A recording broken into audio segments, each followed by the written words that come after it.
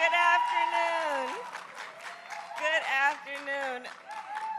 Oh, it's always so good for us to all be together. What a powerful, powerful group of true patriots, of true patriots, of true patriots. You know, because there's something that is so important about this fight that we are in, so fundamental. We are fighting on behalf of foundational principles. One of the most important principles upon which our nation was founded, the importance of freedom. Freedom. Freedom to make decisions about one's own life, one's own body. The freedom to be free from government interference when it comes to one's private decisions that are about heart and home. We are here because we love our country. We believe in these foundational principles, and we will always fight to achieve the ideals of our country. That's why we are here together.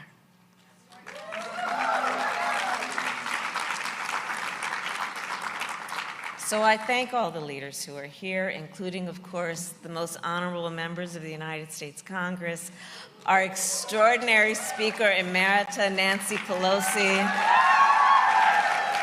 a great woman, a great leader, the champion of our administration for women and families, Dr. Jill Biden. And of course, my husband, the first, second gentleman of the United States.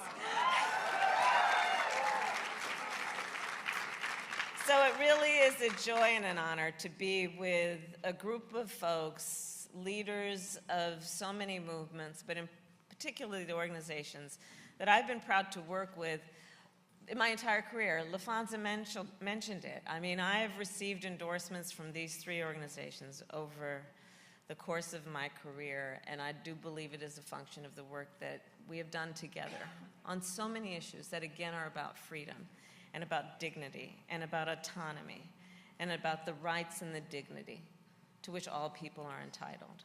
So I want to thank Emily's List, Planned Parenthood, and NARAL for all that you are and all that you do. Emily's List, I mean, LaFonza Butler, how about that? She is extraordinary.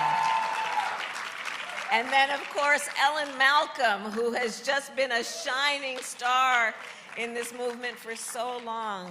And you know, as district attorney, as attorney general, I worked with NARAL on so many issues, including our work to defeat an anti-choice ballot initiative and our work to protect health clinics and providers from violence. As a United States Senator, I worked with Planned Parenthood on critical legislation, including, I was a proud co-sponsor of the Women's Health Protection Act. And so, there's a lot of work that we have done together, providing us with the roadmap of what we will do going forward. And for all of those reasons, today, President Biden and I are honored to accept the endorsement of these three organizations for 4 more years.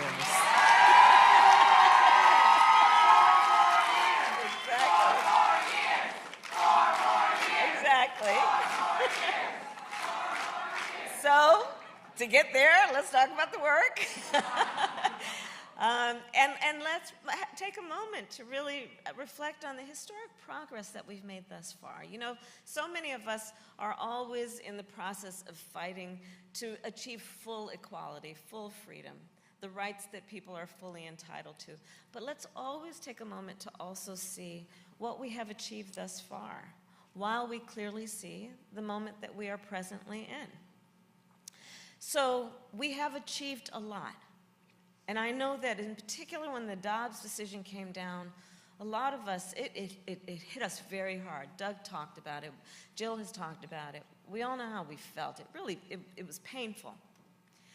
But let's also remember what we have achieved together to continue to provide us with the sustenance that we rightly deserve to know that we make a difference when we are in this fight. And let us center on this moment also. And I do believe this is a moment when we are seeing a national agenda, which is a full-on attack on so many of our hard-won rights and freedoms that we thought were long settled, but are now under attack. That's the moment we are in, including almost exactly 1 year ago when the United States Supreme Court, the Court of Thurgood, the Court of RBG, took a constitutional right that had been recognized from the people of America, from the women of America, took the right of every woman to make decisions about her own body. So tomorrow, many of us will be, and I invite you, I know we're going to be spread out all over the country, but I'll be in Charlotte, North Carolina, where I intend to describe the impact of the past 365 days on the health, the safety, and the well-being of the women of our nation. And the impact is clear.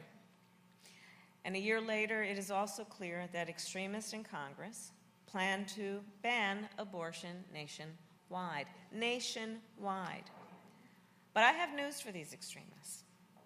As I look at all the friends and the leaders, the people of America will not accept that. Planned Parenthood will not accept that.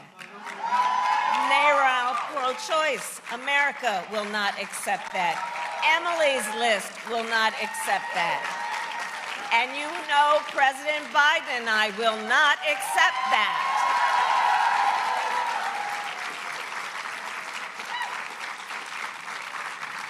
And I do believe when you know what you stand for, you know what to fight for. We stand for the freedom of every American, including the freedom of every person, everywhere, to make decisions about their own body, their own health care, and their own doctors. So we fight for reproductive rights and legislation that restores the protections of Roe v. Wade. And here's the thing. The majority of Americans are with us. They agree. The majority of Americans are with us. From Kansas to California during the midterms, the evidence is clear. There's empirical evidence of this point. The majority of Americans agreed that an important attribute, and I believe this, the President and I were talking about it, the majority of Americans I know also believe that an important attribute of a true leader is the ability to have empathy. To truly have some curiosity, concern, and care for the struggles of other people. You know, there's something happening in our country right now where some people would suggest that the measure of strength is based on who you beat down. That's perverse. The true measure of strength is based on who you lift up.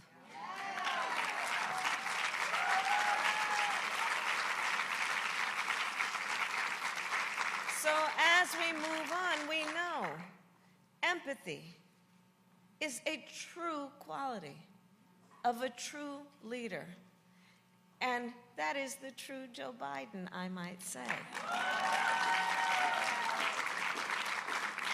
And Americans know that when we go forward on this issue, it is also a truth that one does not have to abandon their faith or deeply held beliefs to agree that the government should not be telling her what to do with her body. So Planned Parenthood, NARAL, Emily's List, we stand and we fight for the women, for the people of America, and for the dedicated healthcare providers of America, providers like our next speaker, and I'm so proud to introduce her, an OBGYN who is on the front lines of this fight. Please welcome Dr. Serena Floyd, Medical Director for Planned Parenthood of Metropolitan Washington, D.C.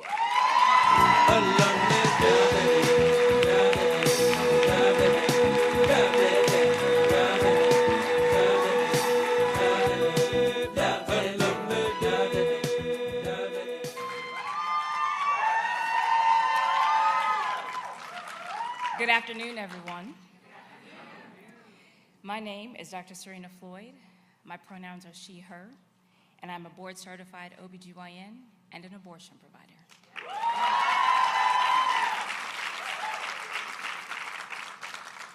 I decided over 20 years ago to become an OBGYN physician because of the meaningful impact I could have in others' lives. I became an abortion provider because I wanted to provide compassionate, non-judgmental care to those with an absolute right to make personal decisions about their health, about their bodies, and what is best for themselves and their families. I am angered and I am frustrated every day by opponents of sexual and reproductive health who believe it is their right to control the bodies, lives, and futures of millions. The egregious attacks on reproductive freedom that are sweeping this country directly impact not just those I care for, but all of us, whether you are a patient, a parent, a partner, a family member, a friend, an advocate, or a provider like me. That is why it has never been more critical for us to have leaders in positions of power who will protect our patients and our ability to do our jobs the way we have been trained to do them. Leaders with a fierce sense of determination and an indomitable resilience that those of us doing this work and our patients need and deserve. President Biden and Vice President Harris have been strong partners for us in the White House, and I am so grateful for their leadership. It is now my honor to introduce the President of the United States, Mr. Joe Biden.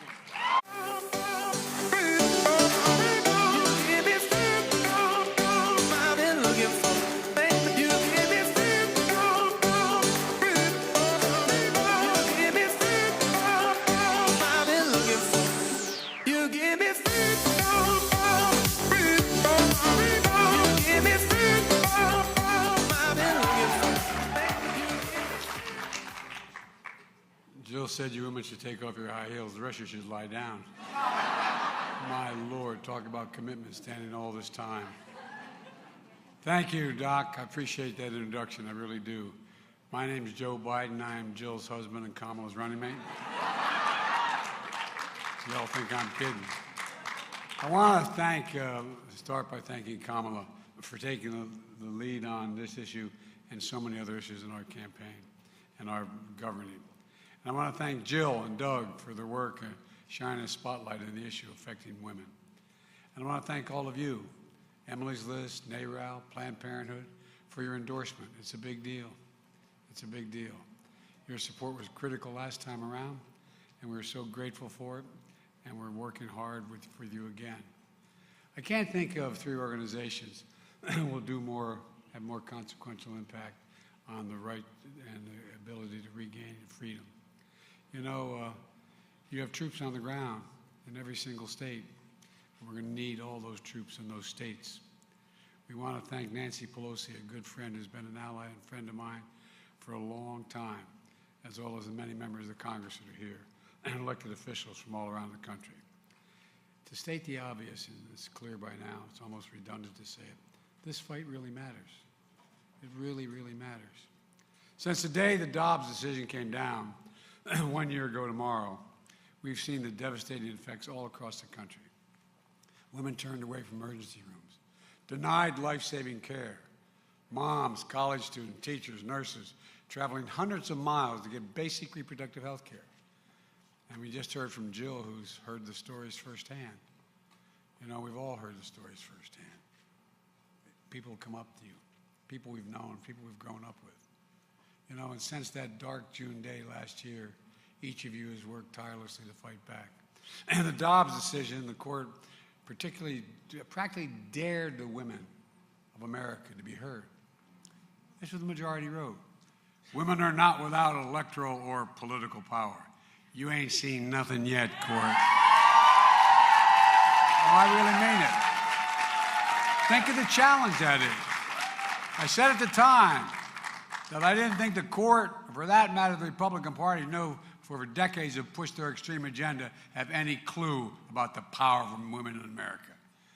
I said they're about to find out.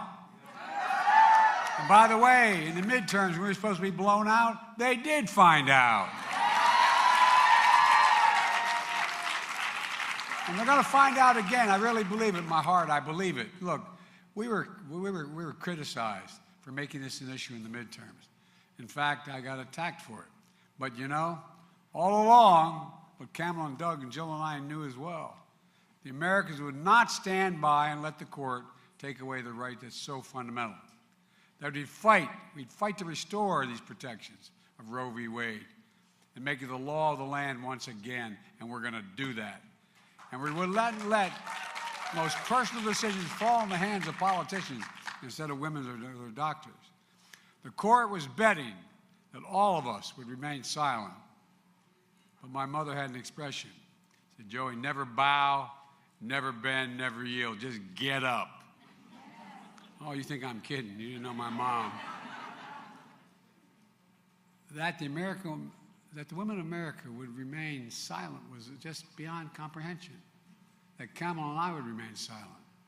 Well, we're not. We will not remain silent. And all over this country, thanks to the hard work of the voters, delivered a clear message. In Kansas, in Michigan, in Kentucky, in the polls in November, Americans voted to protect a woman's right to choose. In fact, you all showed up and beat the hell out of them. No. But what's really remarkable is despite the will of the American people, MAGA Republicans have made clear that they don't intend to stop with the Dobbs decision. No, they won't, until they get a national ban on abortion. Speaker McCarthy has said, quote, our work is far from done, end of quote. Senator Lindsey Graham wants to criminalize doctors and nurses who provide medical care for their patients. Make it a crime. Republicans in Congress have proposed 3 national abortion bans just this last year. Well, make no mistake about it. If somehow Congress were to pass a national ban, I will veto it.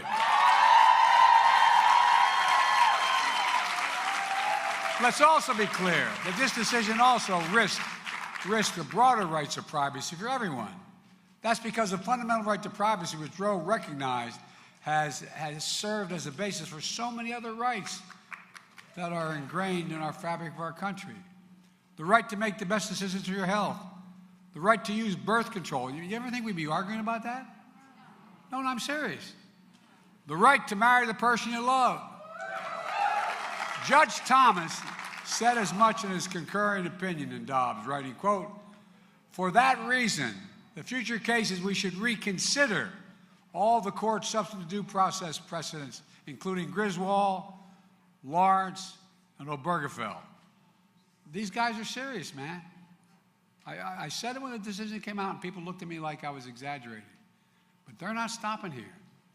Make no mistake, this election is about freedom on the ballot once again. Look, we made so much progress. We can't let it take us backwards. I believe that one of the best ways to continue making progress is to ensure women are at every table where every decision is made. And that's not hyperbole. That's not hyperbole. I promised that my administration would look like America. My cabinet is the first majority female cabinet in history. You just heard from the first woman ever Vice President of the United States. And perhaps the most critical of milestones we mark tomorrow, we are reshaping our courts. We've appointed more black women to the Federal Circuit Courts of Appeal than every other president in American history combined. And of course, I was proud to keep my promise to appoint Justice Jackson, the first black woman in the Supreme Court. And by the way, she's smarter than the rest. I'm serious, she's incredible. She is genuinely incredible. We're also making progress building an economy where all Americans have the opportunity to work, raise a family, buy a home, start a business. We made historic investments in child care, making it more affordable so parents can work and provide for their kids at the same time. The first major piece of legislation I signed, the American Rescue Plan, provided historic tax relief for millions of families help to recover child care costs. We have the largest increase in history of child care tax credit, the dependent care child tax credit. We helped 200,000 children care providers stay open in small businesses, continuing to go through the pandemic, and continue to serve more than 9.5 million children. These things matter. I signed legislation increasing funding for child care development block grants by 30%, helping low-income families afford child care. But there's so much more to do. And we're fighting over abortion. For example, the United States is still one of the only countries in the world that doesn't guarantee paid leave. I remain committed to changing that. And bringing us in line with every other single major economy in the world by passing a national program for paid leave and medical leave. We can get all this done and so much more. We can restore the protections of Roe v. Wade and make it the law of the land again. But we're going to need your help badly. So let me ask you this. Do you think your colleagues are with us? Well, I tell you what, they better damn well be. After the Dobbs decision came down, I signed 2 executive orders my administration took a number of actions to protect the access to reproductive health care. And it's just the one I signed, the 3rd executive order, which is to strengthen the affordability of high-quality contraception. The idea that I had to do that, I mean, no, really, think about it. Think about it. I know I'm 198 years old. But all kidding aside, think about that. I never, ever thought I'd be signing an executive order protecting the right to contraception. But the only sure way to protect a woman's health and rights is for Congress to pass a law.